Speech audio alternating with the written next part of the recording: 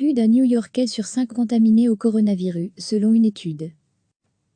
Plus d'un New-Yorkais sur 5, 21,2%, a déjà été infecté par le coronavirus, selon les résultats préliminaires d'une étude réalisée sur un échantillon de 3000 personnes, a indiqué jeudi le gouverneur de New York.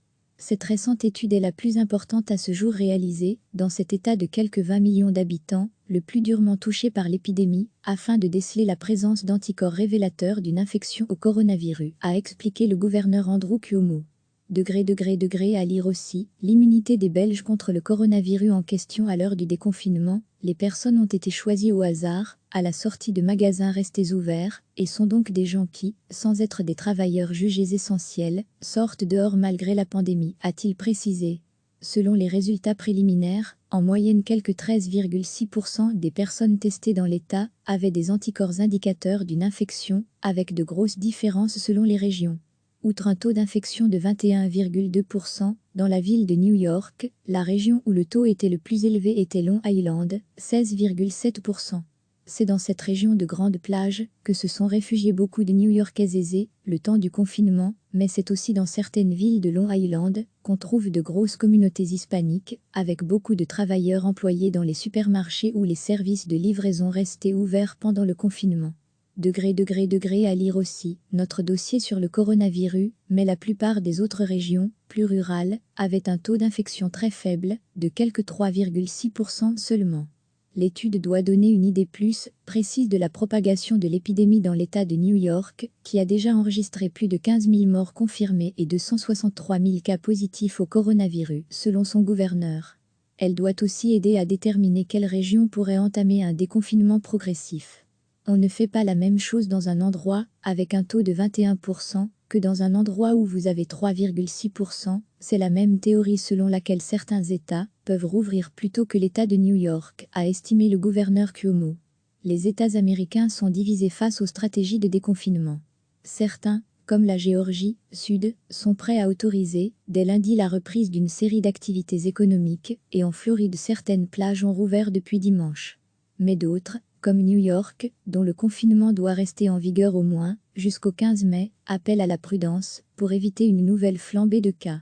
Recevez chaque matin l'essentiel de l'actualité. Plus d'un New-Yorkais sur 5, 21,2%, a déjà été infecté par le coronavirus, selon les résultats préliminaires d'une étude réalisée sur un échantillon de 3000 personnes, a indiqué jeudi le gouverneur de New York.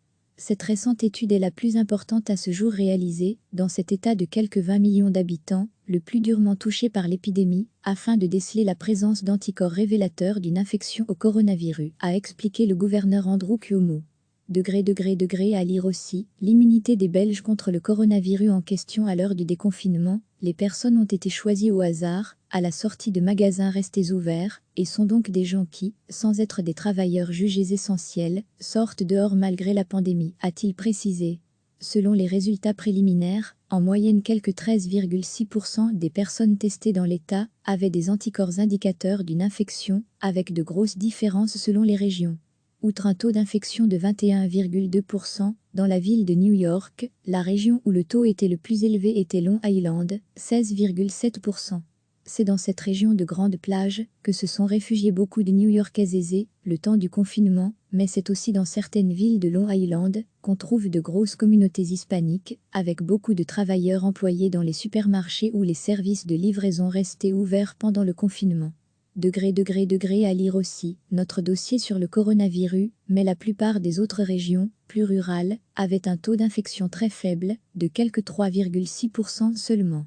L'étude doit donner une idée plus précise de la propagation de l'épidémie dans l'État de New York, qui a déjà enregistré plus de 15 000 morts confirmés et 263 000 cas positifs au coronavirus, selon son gouverneur. Elle doit aussi aider à déterminer quelle région pourrait entamer un déconfinement progressif. On ne fait pas la même chose dans un endroit, avec un taux de 21%, que dans un endroit où vous avez 3,6%, c'est la même théorie selon laquelle certains États peuvent rouvrir plus tôt que l'État de New York, a estimé le gouverneur Cuomo. Les États américains sont divisés face aux stratégies de déconfinement.